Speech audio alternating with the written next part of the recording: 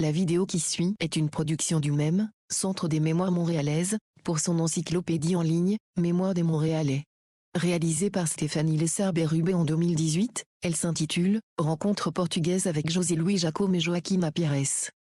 La vidéo fait partie du grand dossier Mémoire d'immigration. Elle apparaît aussi dans le dossier d'une île à l'autre, l'immigration açorienne, et dans le dossier Encontros, Rencontre, la communauté portugaise de Montréal.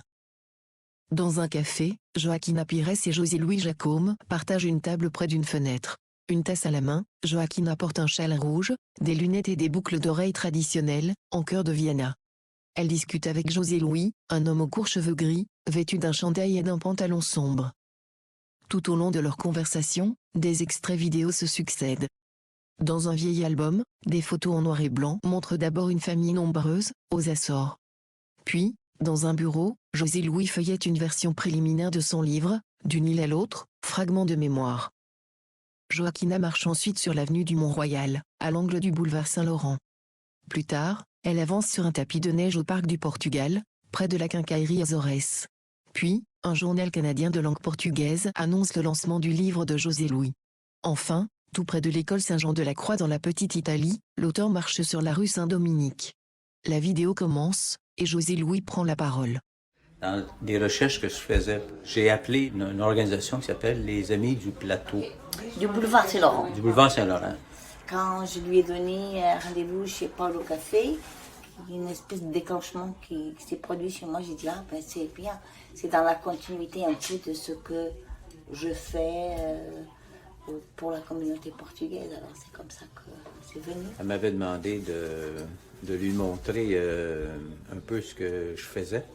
Et quand je lui ai montré, elle a dit, José, c'est pas quelque chose que tu dois garder pour ta famille ou pour toi, c'est quelque chose que tu dois publier. Puis là, j'ai dit, publier, j'ai jamais fait ça. Comment est-ce qu'on va faire ça? La manière que je me suis placée dans cette histoire-là, c'est comme accompagnatrice, comme quelqu'un qui avait des outils pour que lui puisse réaliser son projet. Et j'étais très dure avec lui parce que je disais, et très directive parce que je lui disais, ben, si tu veux réaliser ce projet-là, il faut que tu ailles dans cette direction. Et pour ça, ben, je l'ai vraiment mis en contact avec les bonnes personnes, les bonnes institutions. Au bon moment. Le projet, je répète, est assez important là, du fait des deux langues et l'exposition en 3 langues. C'est vraiment quelque chose qu'on porte avec le cœur. Et je dis toujours aux gens que je rencontre qui ont des idées, c'est sûr qu'on a besoin de moyens pour faire certains projets, mais si on porte un projet très très très fort, si les choses sont très importantes pour la personne, on trouve toujours les moyens parce que je pense que le cœur peut faire beaucoup de choses.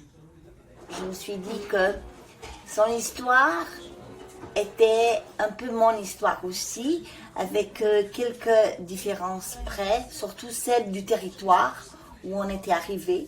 J'ai tout de suite vu que le projet pouvait être porteur au niveau de la mémoire de la communauté portugaise. C'était la première fois pour moi, à ma connaissance, que quelqu'un qui était complètement hors de la communauté, qui venait avec une histoire en français.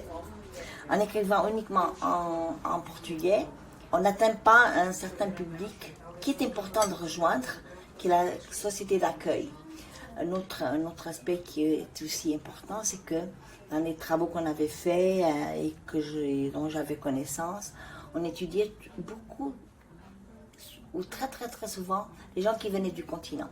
Donc je trouvais que c'était une manière aussi de donner une voix aux gens d'origine portugaise, mais qui viennent des Açores.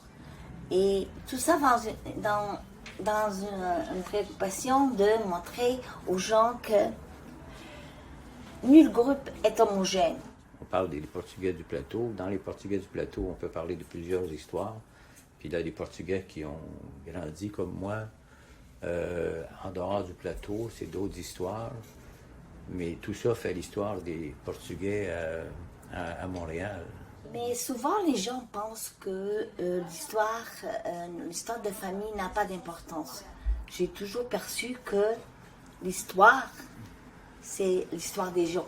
Et c'est un cumul d'histoires qui font l'histoire avec un grand H. Quant à moi, notre histoire familiale, ça donne un point d'ancrage plus important. Quant à moi, c'est très subjectif, mais c'est ce que je pense. Au bord de la fenêtre du Paolo's Café, Joaquina sourit en discutant avec José Louis. Générique, témoignage, José Louis Jacome et Joaquina Pires. Vidéo, Stéphanie Lesser-Berube.